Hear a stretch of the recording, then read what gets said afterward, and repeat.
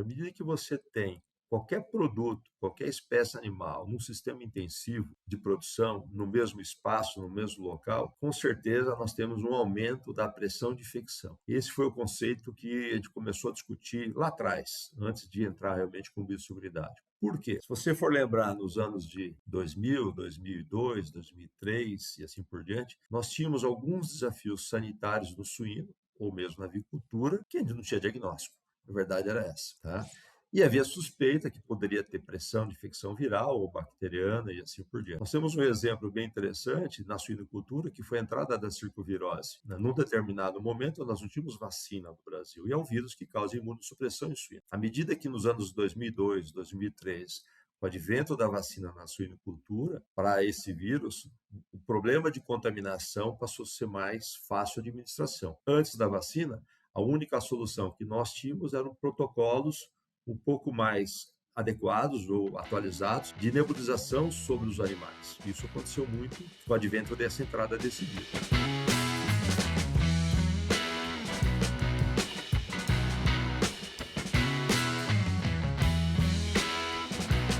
Analisando os dados do canal, percebemos que cerca de 97% de vocês que assistem aos nossos episódios com frequência ainda não estão inscritos. A sua inscrição é muito importante. Ela ajuda o canal a crescer e permite que a gente continue produzindo episódios cada vez mais relevantes e interessantes para você. Então, se você gosta do nosso conteúdo, inscreva-se agora no canal. Isso faz uma grande diferença para o nosso trabalho. Muito obrigado pelo apoio e um ótimo episódio.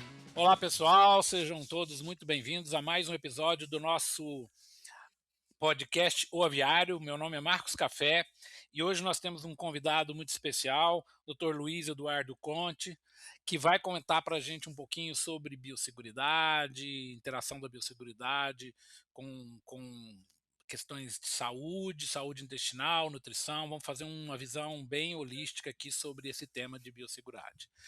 Luiz, muitíssimo obrigado por você ter aceito o nosso convite para estar aqui, né, dividindo com as pessoas que acompanham o nosso podcast aqui, a sua expertise, a sua experiência. Você tem muita coisa para contar aqui.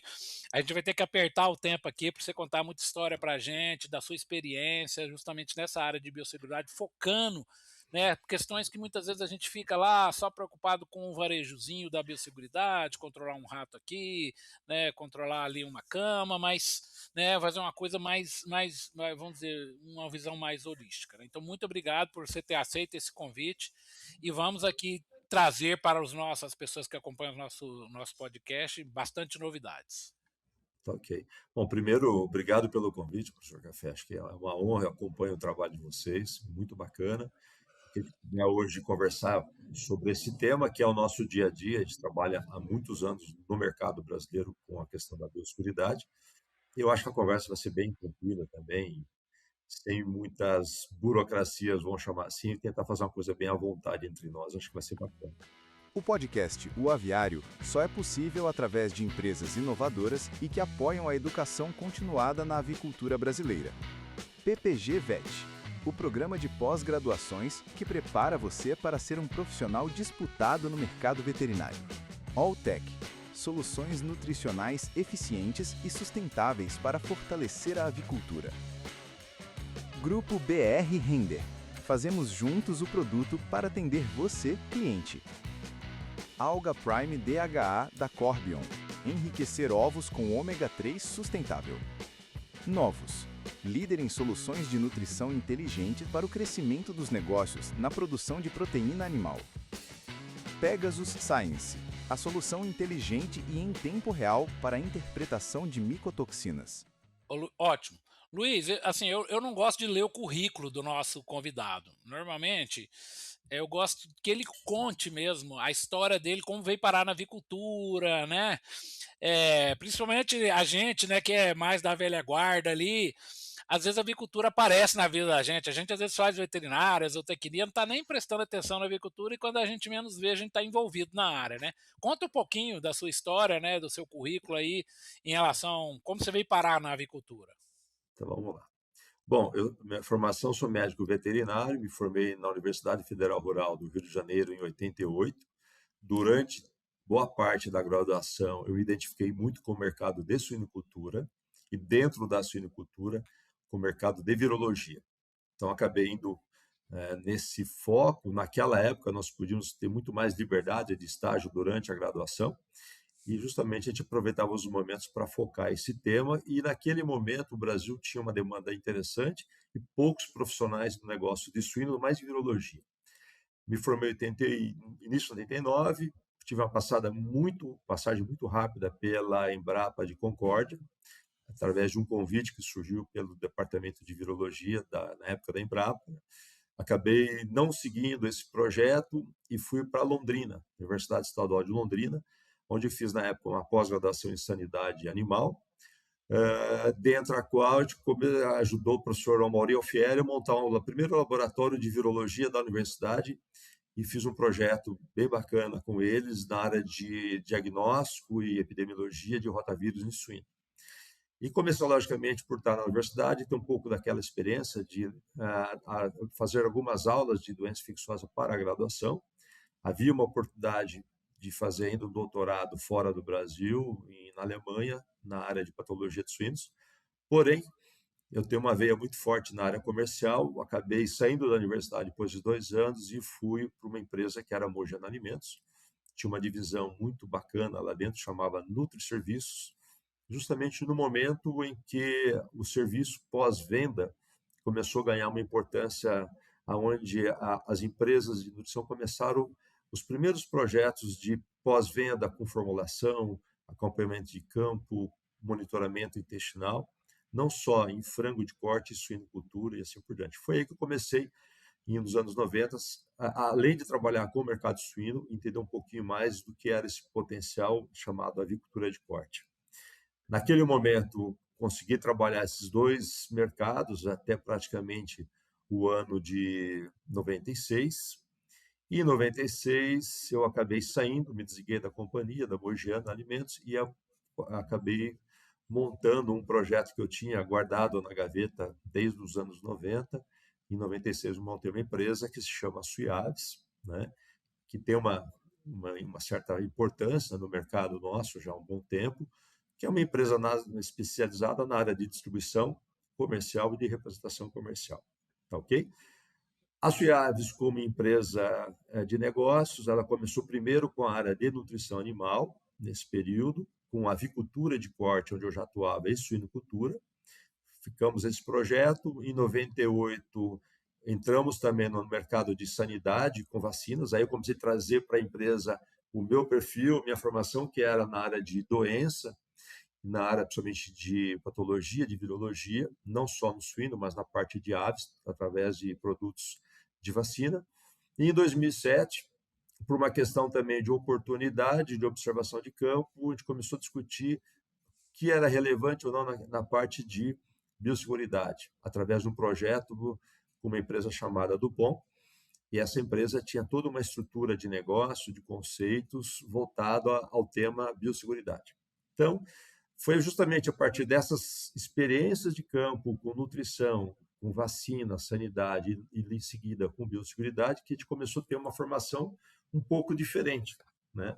Um pouco mais abrangente e realmente a nível de campo começar a correlacionar esses temas, nutrição, sanidade e biosseguridade, a importância disso se somando em avicultura. Por que a avicultura me chamou mais atenção? Naquele momento, nos anos de 90 até 2000, estava mais envolvido com o projeto, a avicultura no Brasil passou por um momento muito rápido de mudança, especialmente com a vinda das cooperativas no Paraná, né, nos finais dos anos 90. Aí trouxe um conceito novo em termos de produção, né? E outra coisa importante, naquele momento, o Brasil começou a ser relevante na exportação de carne de frango. Eu acho que é esse tema que fez que de nós, que estávamos no campo, como veterinários, mas vinculado à área comercial, começava a enxergar a importância de certos protocolos ou de certos produtos ou conceitos para quem quer exportar carne, né? Dentro de regras, de registro, de legislações e critérios que o mercado comprador exigia do fornecedor. Então, acho que esse para nós foi um grande salto. E a avicultura puxou não só o mercado de frango, mas com certeza o mercado de suíno, o mercado de bovino e outras proteínas que começaram a surgir desde então, né? E foi a partir disso, então, que eu me envolvi muito mais com a avicultura, muito por entender a necessidade que esse setor estava buscando e, logicamente, o crescimento, a tecnologia. E hoje o Brasil, mundialmente, ele é referência, principalmente em biosseguridade, em termos de proteína animal e especialmente na avicultura de corte. Então, é um pouquinho desse histórico que eu tenho para É, falar para vocês. Novos, líder em soluções de nutrição inteligentes para a avicultura. A Novos traz duas soluções de destaque. A linha Mintrex de minerais orgânicos quelatados, com estrutura molecular única no mercado, oferece alta biodisponibilidade de zinco, cobre ou manganês, melhorando o desempenho e a nutrição das aves durante todo o ciclo de produção. Já o aditivo enzimático Cibenza, fonte de enzimas proteases, aumenta a digestibilidade das proteínas e degrada os inibidores de tripsina, favorecendo o sistema imunológico, a resposta e a integridade intestinal. Para mais informações, visite o site da Novos, www.novos.com.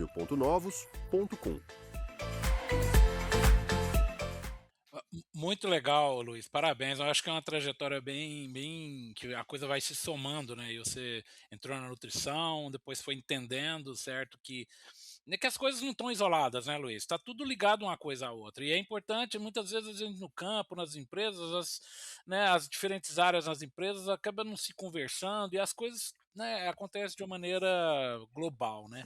Pegando exatamente essa experiência sua, trazendo isso, eu gostaria que você então fizesse para a gente aqui, trouxesse para a gente essa evolução da biosseguridade. Desde lá do começo, que você, né, já trabalhava no campo, já entendia, né, lá na Mogiana, lá visitando as empresas. E, claro, a evolução da biosseguridade, como você muito bem colocou aí na sua explanação, brasileira é exemplo, né? Assim, e não só exemplo para o mundo, como também exemplo para outras cadeias animais, né?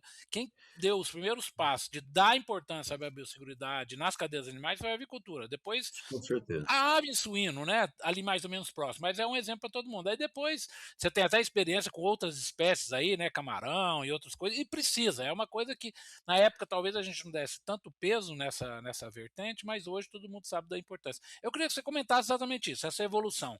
Desde lá naqueles primórdios lá que você começou a ter experiência, que a gente mal trocava, né? Um calçado, visitando granja, dava importância nenhuma para isso, até hoje, com altos protocolos de biosseguridade. Eu queria que você comentasse um pouquinho dessa evolução, por favor. Tá.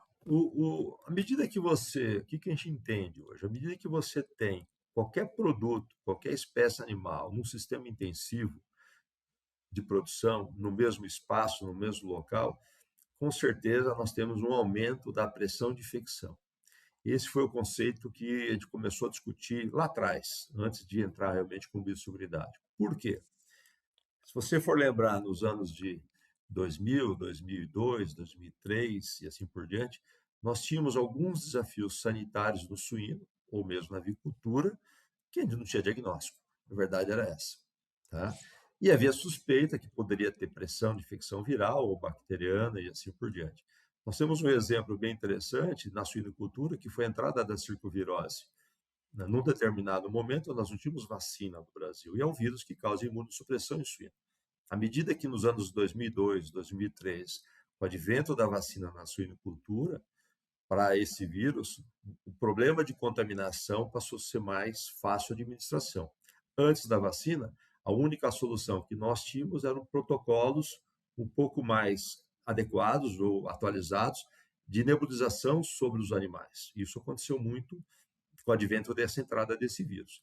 Na avicultura de corte, até os anos de 2000 e 2002, se tocava normalmente com protocolos básicos de vacina e vida que segue. À medida que nós vamos intensificando, começam a chegar algumas pressões de campo, aonde a nutrição, que a gente trabalhava com aditivos nutricionais, vitaminas e minerais, até um certo ponto não resolvia as questões de campo, principalmente nas regiões que nós tínhamos mais pressão de produção, ou múltiplas idades, vamos chamar assim, não só em São Paulo, Minas Gerais, norte do Paraná, região de Descalvado, Conchas, né, e etc. Então, é nessa hora, por trabalhar com nutrição e trabalhar com protocolos de vacina, que mesmo usando os melhores produtos, eu não tinha sucesso, ou tinha deficiência de resultado econômico ou técnico. Isso me causava um incômodo. Por que não melhorar isso? Foi a partir disso que a gente começou a discutir melhoria de intervalo. Vamos fazer intervalo. Ok, amplia intervalo, mas isso tem um custo, mas eu tenho vantagem porque me retorna em termos do resultado econômico. Além de intervalo, por que não mexer com detergentes e desinfetantes? Mas quais desinfetantes? Outra hipótese que nós criamos na época, se eu tenho contaminação horizontal, alguma coisa, mas se eu tenho contaminação vertical de vírus, e quais os vírus? Não sei. Se suspeitava, mas a gente não tinha até então diagnóstico. Para isso, a gente acabou fazendo alguns projetos em parceria com o professor Piantino na USP, com colegas como Helena Metfogo, que fazia pós-doutorado na USP, por orientação do professor Piantino, para tentar observar ou diagnosticar alguma coisa de contaminação vertical no frango de corte ou na avicultura mais moderna. Foi a partir desses trabalhos, dessas pesquisas, que a gente acabava coletando material de campo e encaminhava para a universidade, que nós começamos também a buscar produtos e protocolos para baixar a pressão de infecção do ambiente. Uma observação de campo, à medida que eu melhorava esses protocolos, eu tinha um ganho econômico isotécnico, que era importante. Se eu tenho um ambiente controlado no quesito pressão de infecção e eu tenho um ambiente controlado no quesito ambiência, a nutrição eu posso ser um pouco mais econômico. Então, a gente começava a se movimentar nesse universo onde um conceito, de certa forma, teria aqueles elos da corrente que a gente sempre observa nas palestras sobre biosseguridade. Mas, na prática, vamos fazer isso, vamos entender e vamos aplicar. Então, foi nessa linha de raciocínio, até por vir da área de pesquisa, trabalhar com virologia, ter um espaço interessante na nutrição, mexer com vacina e, por fim, o que é importante no protocolo de limpeza e infecção. Foi por isso que a gente acabou entrando nesse conceito, né? E a nível de campo, a gente começou a ter alguns resultados diferenciados, ou seja, melhor os protocolos, melhor a ambiência, a expressão zootécnica do frango, principalmente, acontecia. E uma coisa importante, o resultado econômico, que é o que interessa para nós no final desse projeto, né? Trazer um frango mais econômico na plataforma. Foi isso que aconteceu. Ao longo dessa história, vários clientes acabaram nos pressionando para buscar esse conceito. Isso é importante também, porque à medida que o mercado te pressiona em trazer esse resultado, você sai da zona de conforto e busca soluções. É o que a gente começou a desenvolver nesse modelo de negócio que eu tinha. Ô Luiz, bem legal essa história que você falou aí, principalmente dos protocolos de limpeza e desinfecção. Eu queria explorar isso um pouquinho mais, né? Hoje a gente sabe, né? Tá tudo muito profissionalizado. Eu tenho equipes especializadas em fazer limpeza, desinfecção. Às vezes o próprio granjeiro tem um treinamento para isso. Cada empresa tem as suas próprias soluções. Mas, assim, eu queria que você comentasse exatamente isso. O que significa uma falha nesse protocolo? Uma limpeza mal feita, uma desinfecção mal feita, assim, né, um intervalo às vezes mais curto. Como é que você enxerga que a consequência, certo, de não levar tão a sério essa questão da limpeza, da desinfecção e do intervalo? Nós tivemos uma experiência a convite de um casal na África do Sul em 2018, que responde bem esse ponto. Porque na África do Sul, eles têm um intervalo de 3 dias a 4 dias.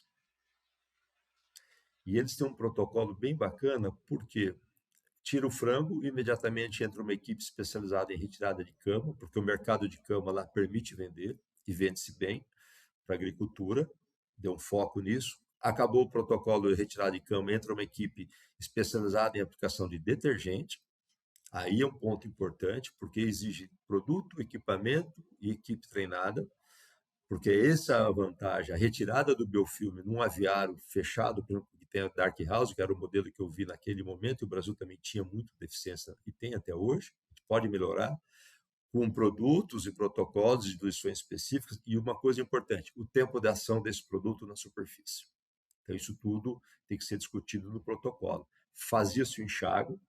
A partir desse trabalho, entrava uma outra equipe especializada num veículo, que aplicava somente desinfetante. Esse veículo entrava dentro do aviário, as rodas eram autolimpantes e ele injetava em superfície, piso, comedouros e lona, etc., um produto específico como desinfetante de superfície.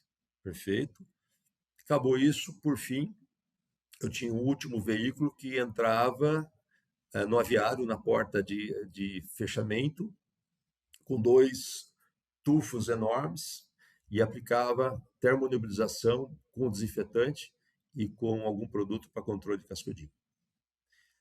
Isso foi, para mim, foi um modelo que no Brasil a gente começou a trazer um pouco desse conceito. Por quê? Se eles tinham 3 dias ou 4 para fazer o protocolo de limpeza, e se fosse um protocolo muito bem feito, eu tinha que ter um bom resultado econômico zootécnico na sequência.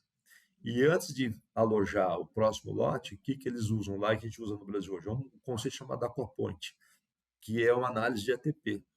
A análise de ATP em superfície, ela diz o quanto que eu tenho de sujidade após um protocolo de limpeza, não de desinfecção, mas de limpeza. Porque a limpeza é a base do sucesso da desinfecção. Quando eu analiso o quanto que eu tenho de ATP numa superfície, é uma metodologia simples, que você faz em 20, 30 segundos numa granja, bem fácil de aplicar, através de equipamento e suaves específicos para isso, que são, na verdade, reações enzimáticas. Eu defini se o protocolo de limpeza está legal, segue alojamento, senão volta ao processo. Entendeu?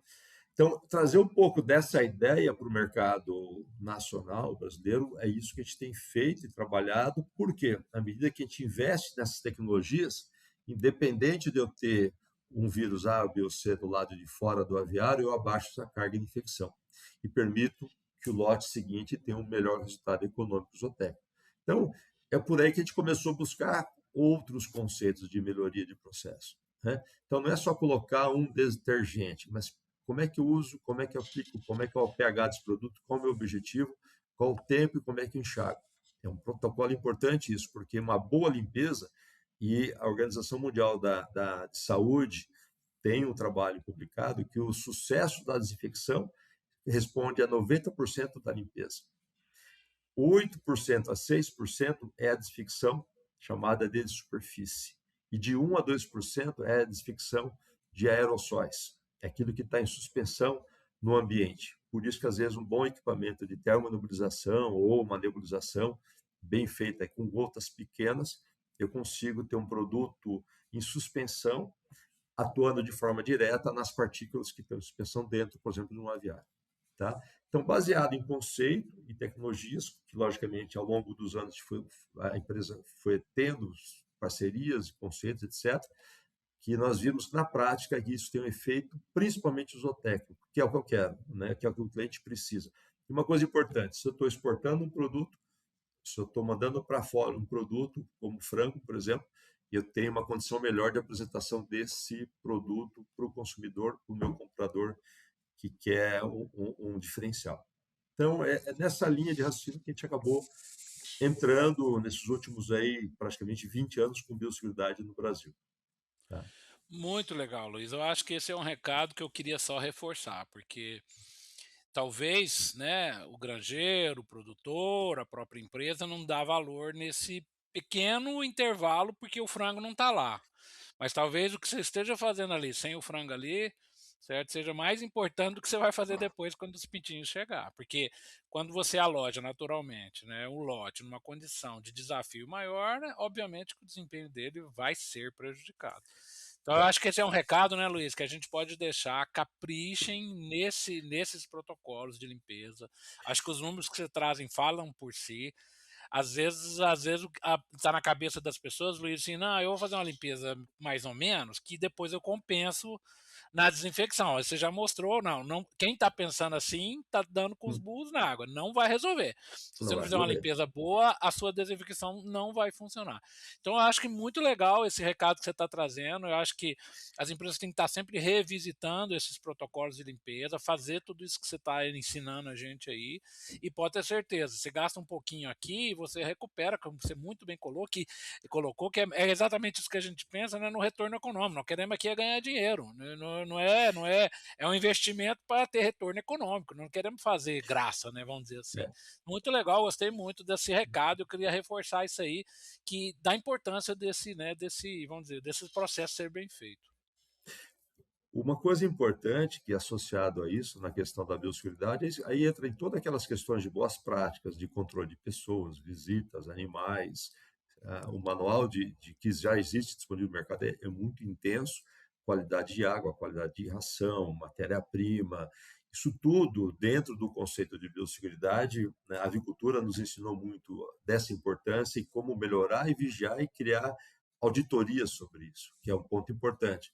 Quem está fazendo, como está fazendo e a qualidade desse processo, porque isso tudo tem investimento, né? Tudo isso é custo, num certo momento, ou talvez investimento. Aí, uma coisa importante, eu vou buscar tecnologia para reduzir o máximo de mão de obra e automação do processo, é um ponto que deve ser pensado, ou investir em pessoas na questão de qualidade, na questão de certificação ou de rastreabilidade, também é fundamental, né? E entender também para onde eu vou mandar meu produto. Se eu tenho uma demanda, uma exigência do meu produto para exportação, por exemplo, o que esse cliente que vai me comprar ele quer do meu produto? Que nível de exigência eu vou ter para isso ou não? É uma questão muito direta na parte econômica do projeto. Então, foi a partir daí que a gente começou a discutir. Mas o ganho que teve muito nos últimos anos, em 2008, 2009, 2010, quando a gente começou a discutir esse trabalho, foi quais vírus estavam descendo através de contaminação vertical e nós não tínhamos ainda algumas respostas. E foi através desse trabalho que a USP fez, com a doutora Helena, que a gente começou a observar que tinham lá 6 ou 7 vírus importantes, sendo que 2, que era adenovírus tipo 1 e nefrite aviária, tinham contaminação vertical na avicultura de corte, né? Isso é um assunto que nos chamou a atenção, começamos a acreditar que havia um espaço para melhorar, desde para recebimento de material genético na granja, pintinho, fazer também um protocolo pré-alojamento, 24 horas antes de alojar, fazer uma complementação de protocolo de infecção, isso tudo pensando em resultado zootécnico, né? E, logicamente, se eu melhoro isso, eu reduzo eventualmente algum tratamento com algum produto específico, eu posso até rever até meu protocolo aí, talvez de vacina, já que não tem alguns desafios importantes no campo, mas baseado em diagnóstico. E um ponto importante na questão de aditivo nutricional e formulação. O quanto que eu posso economizar do meu coeficiente, vamos chamar assim, de medo, né? Coeficiente M, né? Existem vários coeficientes, mas vou falar como coeficiente medo, que às vezes nós que trabalhamos com nutrição acaba colocando a mais numa fórmula, porque às vezes a gente tem a insegurança de ter um resultado bom ou não.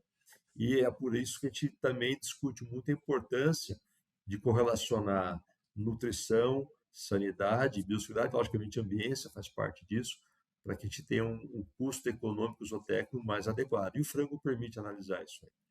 Acho que Luiz, eu isso é queria legal. pegar essa deixa aí que você deu para fazer essa pergunta para você. Queria que você explicasse um pouquinho o meu olhar, que eu acho isso fundamental, que é exatamente essa interação que você acabou de falar aí, da nutrição com a biosseguridade, né? Muitas vezes a gente acha que são coisas diferentes, né? Um nutricionista e um sanitarista, um cuida de uma coisa, outro cuida da outra, né?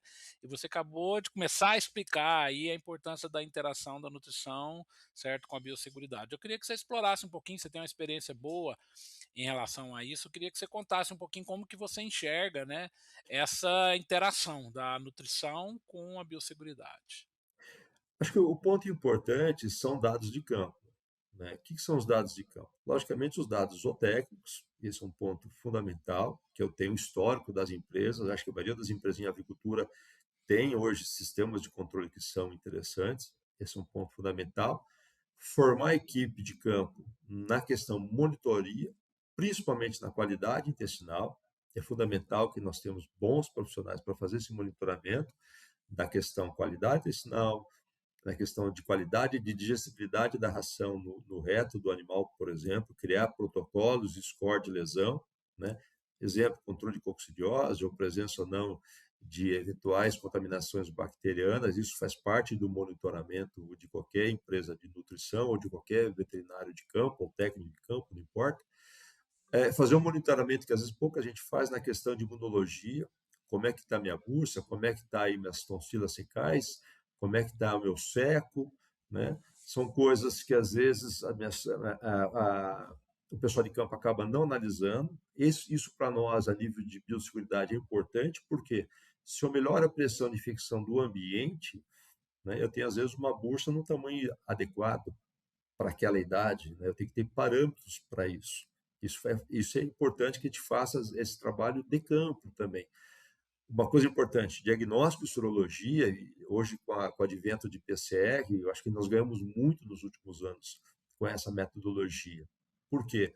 Porque essa metodologia começou a auxiliar nós não só no diagnóstico, mas no monitoramento de campo. E uma coisa que agora está chegando muito forte, a gente está entrando um pouco nisso também, que é a entrada da inteligência artificial, né? Isso permite ter cada vez mais a nível de abate, por exemplo, existem já produtos, sistemas que analisam em tempo real a linha de abate, a nível de lesão, de condenação de carcaça, de lesões de apanha. Isso para nós é importante ter em tempo real, por quê? Porque a ação é imediata. Eu já sei da onde veio o problema, se foi da granja, do granjeiro ou da região, se eu fiz alguma alteração, por exemplo, em aditivo, qual é o efeito a nível de abate de qualidade intestinal, por exemplo. Então, isso são tecnologias que já estão entrando no mercado brasileiro. Está disponível isso aí. Então, acho que a somatória desses conceitos com a biosseguridade é fundamental. E uma coisa importante da biosseguridade, né? O protocolo ele tem que ser reavaliado regularmente. Para ter a reavaliação, eu tenho que ter justamente esses dados.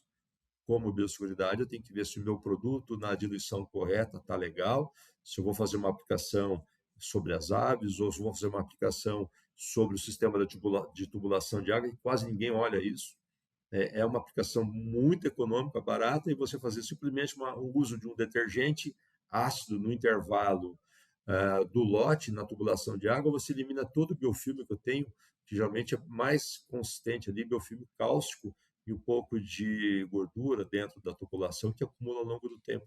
E é um protocolo simples, que você faz em menos de 10 horas e tem um resultado importante, porque às vezes a água ela sai limpa nos nossos olhos. Quando eu faço um tratamento de um detergente ácido, a água acaba saindo escura da tubulação, devido ao acúmulo de biofilme interno. Então, são coisas que a gente tem que melhorar.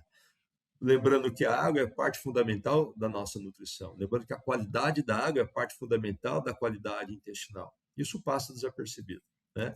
E uma outra coisa que é legal, que a avicultura nos mostrou, e por trabalhar com biosseguridade, você comentou um pouquinho, eu não entrei nesse assunto, mas por trabalhar com biosseguridade em avicultura, outros setores nos procuraram, como camarão, como tilápia, como bovino, como suíno. A gente atua um pouco no mercado até de exportação de fruta e na parte agrícola também, mas sempre com essa ênfase de melhoria de ambiente, melhoria do que eu falo na pressão de infecção, às vezes dentro de um container, de uma caixa de transporte, às vezes de mamão, por exemplo, ou de melão, não importa, né? E o conceito é igual para todos. Na melhoria, por exemplo, de uma embalagem plástica que eu vou usar, quer seja um transporte de camarão, de peixe ou de frango, não importa, né? E o Brasil tem que aproveitar esses conceitos, porque lá fora, você falou uma coisa importante, a gente não tem, às vezes, o mesmo cuidado que o Brasil tem em termos de boas práticas, né? E, geralmente, a pessoa começa a fazer boas práticas como dói o quê? Dói o bolso, dói o lado financeiro. Já visto o que aconteceu com a influenza aviária na Europa, na Ásia, nos Estados Unidos, e tem acontecido regularmente, porque aí esses países acabaram adotando boas práticas porque houve uma dor, houve uma doença de impacto econômico importante. O Brasil, querendo ou não, tem históricos de desafios, porém, até pela questão de isolamento do país, até pela questão do clima, pelo quanto que a gente evoluiu como produção, com profissionais, com conceitos, né? Felizmente, né? Não sei se Deus é brasileiro ou não, mas nós temos as nossas doenças e com impactos econômicos muito menores na avicultura. E espero que continue assim, e à medida que a gente melhora essas ações de correção, com certeza o mercado lá fora respeita muito o Brasil e, de certa forma, tem medo, porque aqui, é que eu gosto de falar, não tem para ninguém, eles vão para cima e responde. Eu trabalho muito forte na tilápia também.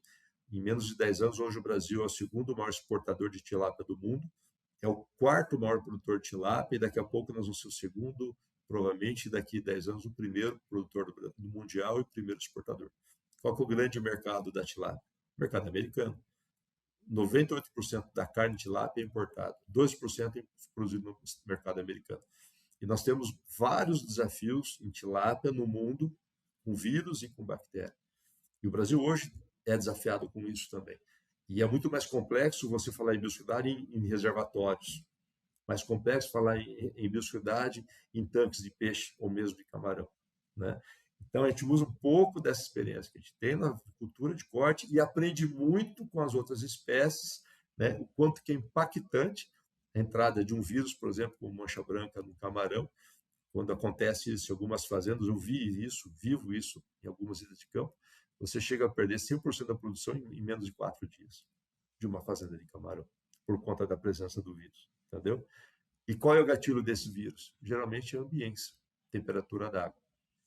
Um animal que tem a temperatura ideal de 28 graus, de repente, se a água cai para 25, é gatilho para a entrada da mancha branca, porque a baixa imunidade, o vírus está presente no ambiente, e o impacto é importante. Então, essa combinação de proteínas, vamos chamar assim, baseado naquilo que a gente viu na avicultura e tem levado para outros mercados, é muito interessante. E a gente aprende muito com essas outras espécies, né? Então, a gente, nos últimos anos, tem feito muita coisa diferente aí. Muito legal, né, Luiz? Parabéns. E isso que você falou, eu acho fantástico, né? A avicultura ensina para outras cadeias de animais e também aprende de outras cadeias de animais para a gente trazer para a avicultura. E é como você falou, biosseguridade já virou um patrimônio, está todo mundo estudando isso, está todo mundo prestando atenção nisso, está todo mundo investindo nisso. Como você falou, às vezes é um investimento, não é custo. Tem que estar muito bem profissionalizados. Não são atitudes de achismo, tem uma ciência por trás disso. Então eu só agradeço mesmo de todas as informações que você trouxe. Para dar um exemplo, para reforçar aí, você acabou de falar, quem que tem lavado as tubulações, às vezes tem galpões aí que ano após ano tá lá acumulando e aquela sujeira tá lá e você nem sabe. Então dicas como essas são muito importantes. Eu agradeço muito aí a sua participação com a gente aqui. Eu acho que você trouxe muita novidade. Acho que a gente vai ter que fazer mais um episódio para pegar o varejinho, assim, de dar essas dicas aí do dia a dia mesmo, que são todas muito importantes.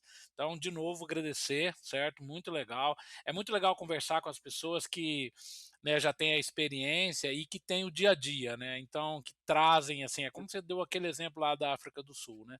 Lá tinha alguma coisa específica ali, então você teve uma oportunidade de fazer uma interação, de aprender alguma coisa para trazer para o Brasil, para a gente aplicar isso. E volto a dizer, né, a avicultura não é para amadores, né? A gente tem que estar sempre tomando as decisões corretas, nas horas corretas, baseados, né, nos parâmetros corretos, né? Então, eu te agradeço muito aí por essa conversa nossa e deixo você aí fazer suas considerações finais. Bom, professor, eu que agradeço novamente o convite, e estamos à disposição. Com certeza tem muito assunto, né? E quem puder também, né, de certa forma, mandar alguma mensagem, precisar de alguma informação, está à disposição sempre, né? Eu tenho ido muito para Goiás, de vez em quando a gente está aí na região aí batendo Próxima vez você barro. vai fazer uma visita aqui para mim, vamos tomar Vou, um café junto. Combinado. no combinado, vou com o maior prazer. E, de novo, a gente está à disposição e esse tema, para nós, é muito gratificante entender que isso cada vez mais tem demanda, tem oportunidade, de alguma forma a gente pode contribuir com o mercado e com outras cadeias, né? Que isso que é legal também. A avicultura, ela é uma referência, ela é respeitada, a gente viaja muito para fora, enfim, temos que aproveitar o momento nosso também como fornecedor de proteína para o mundo. Acho que é isso. Pessoal, é isso. Muito obrigado novamente, o Dr. Luiz Eduardo Conte. Foi muito legal o nosso episódio. E pessoal que nos acompanha, nós esperamos revê-los nos nossos próximos episódios. Tchau, tchau. E contem sempre com a gente. Um abraço. Um abraço. Bom ano para todos.